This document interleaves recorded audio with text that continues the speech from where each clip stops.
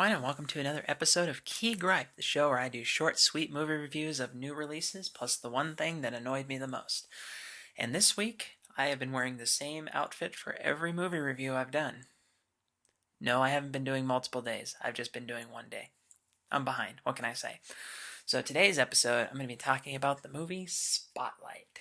Now you might think Spotlight, it's like, oh, it's a movie about like songing and dancing and all that stuff. No, it's about the Boston Globe uncovering the kind of the depth of the Catholic Church's cover-up of the sexual abuse by priests in the early 2000s. So just to kind of give you a little bit of background, if you've never heard of this, is that there's always been these like accusations against priests of sexual abuse against minors and all that, and so in early 2000s, right around 2001, 2002, the Boston Globe did an investigation and unearthed that the Catholic Church was actually covering up the priests who were, doing these things.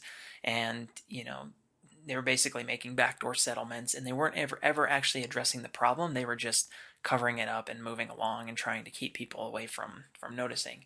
Well, the Boston Globe uncovered that, released an article in their Spotlight section, which is kind of a deep investigation part of the newspaper. And so in doing that, they really did bring this to not only national but international attention. And from that, it's just kind of grown into this, this awareness that even to this day, it's still something that people are talking about.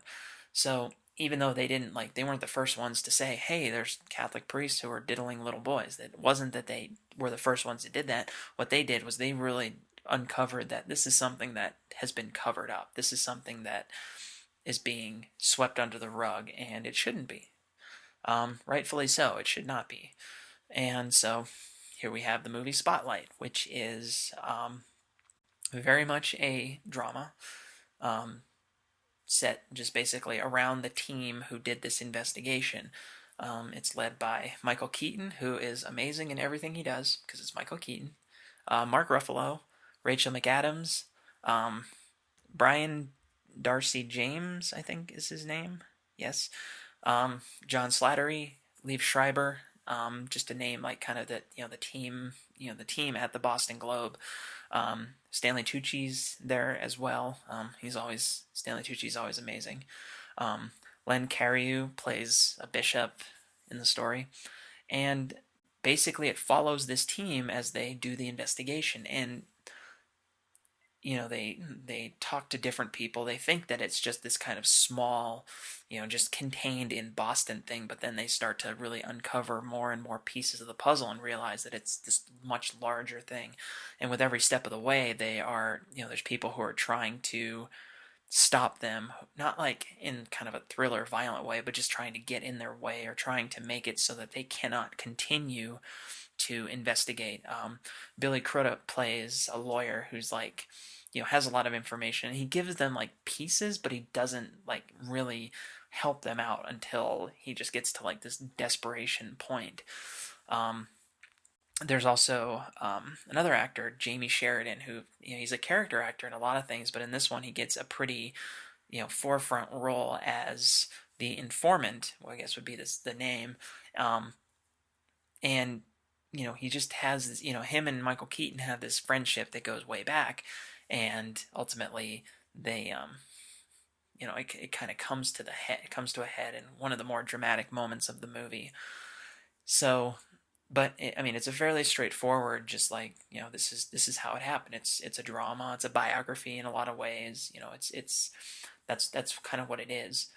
And one of the things that's very interesting about this movie is that they don't really, they do paint the people who are trying to cover this up in a negative light, but they don't make it that these are like, evil people. It's that, they're trying to protect something they see as bigger than these little incidents. It's what, they're trying to protect the Catholic Church as a whole.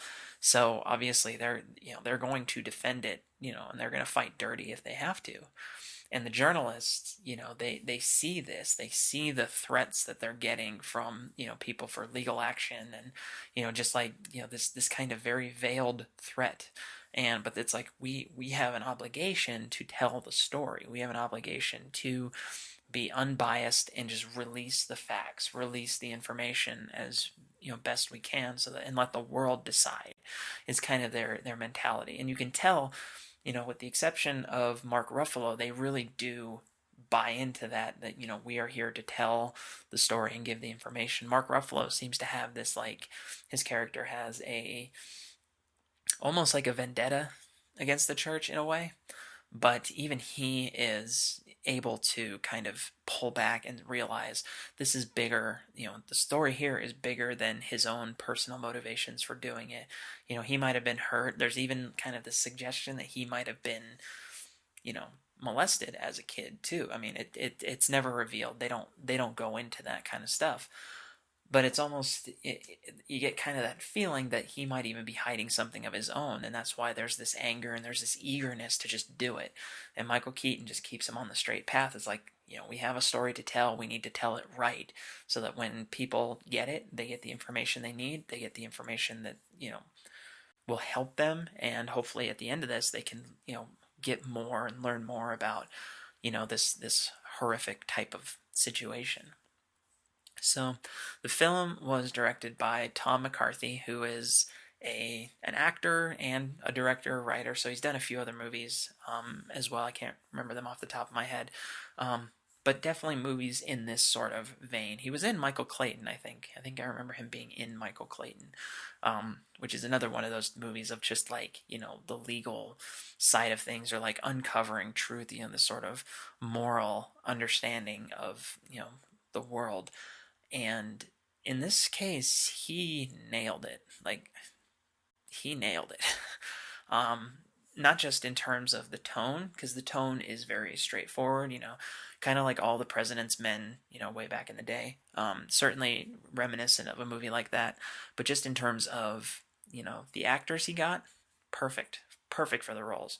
Um, the writing itself, the dialogue and all that, very, professional, very like upstanding. It's the kind of dialogue you want from, it's not like Aaron Sorkin type of dialogue, but it's certainly the kind that you want. It feels very realistic. It's like, this is two people conversing about something severe. And some of the character actors who play some of the smaller roles, like of the grown up victims, are just phenomenal. Um, it's I don't know how else to describe it. It's amazing. It is just an amazing movie, because it's so subdued. It reminds me a lot of The Insider, Michael Mann's movie from '99 with Russell Crowe and Al Pacino. It reminds me a lot of The Insider, but for a different reason. Or I think what I like about this is a little bit different than what I like about The Insider. The Insider is definitely more of a suspense. It's definitely more like, the cigarette companies are like coming after him. They're like really coming after him. Whereas this one, it's like the church is, definitely coming after him, but it's more in like how, like, you would kind of expect to be in reality, and there's not a lot of melodrama. It's much more realistic. And so, they did a fantastic job with that. Um, with this, it's like, just watching it, it's like I can't even think of anything that's wrong with this movie. If there's anything, if I have a key gripe, it's just one thing, and it's really really stupid. The entire movie, Mark Ruffalo, he does a great job.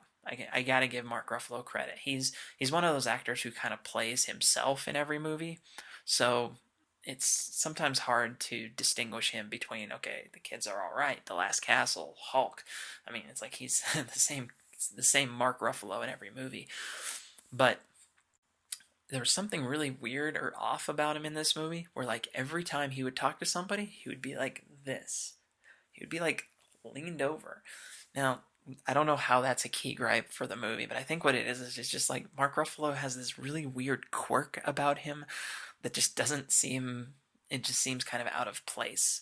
And it's a little distracting at times, because he's talking to someone and he's like, kind of talking to him, hunched over and all that. It's a little distracting, kind of humorous at the same time, but mostly distracting. But when you're in, and especially when you're in a movie that's about discussions and dialogue and stuff like that, little things like that can definitely just derail your thought process because you're like, why is he hunched over like that? It's very odd. But other than that, this movie is amazing. It's superb in so many ways. I gotta get, obviously, like I said, Michael Keaton. You put him in a movie, he's gonna knock it out of the park because that's what he does. Michael Keaton is the bomb.